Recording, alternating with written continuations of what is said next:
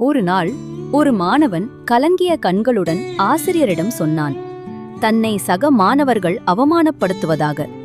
அப்போது அந்த ஆசிரியர் ஒரு கண்ணாடி பாட்டிலை கொண்டு வந்தார். அதில் சிறிது உப்பு போட்டார். பின் கூறினார், இதில் நீர் ஊற்று. இப்போது நீ கொஞ்சமாக குடி என்றார். பின்பு எதை காண்கிறாய் என்று கேட்டார். மாணவன் சொன்னான், குடிக்க முடியாத உப்பு நீர் என்றான் அந்த மாணவன். பின்பு அந்த ஆசிரியர் அருகே இருந்த ஒரு பெரிய கிணற்றுக்கு அழைத்துச் சென்றார். அதில் அதே அளவிலான உப்பை போட்டார். இந்த நீரை குடித்துப் பார், இப்போது நீர் எப்படியுள்ளது என்றார். அந்த மாணவன் மகிழ்ச்சியுடன், மாற்றம் ஒன்றும் தெரியவில்லை, நன்றாக அருந்தக்கூடியதாக உள்ளது என்றான்.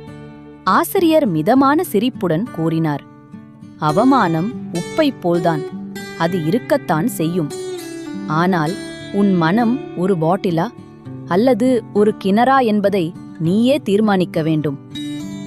மௌனமாக இரு, உன்னால் முடியாததை விலக்கு, முடிந்ததை முன்னோக்கி சென்று வெற்றியாக மாற்று என்றார். மாணவனுக்கு இந்த சமூகம் பற்றி நன்றாக புரிந்தது. உங்களுக்கு புரிந்தால் இந்த வீடியோவை லைக் செய்த பின் உங்கள் நண்பர்களுக்கு ஷேர் செய்து ஃபாலோ பண்ணுங்க.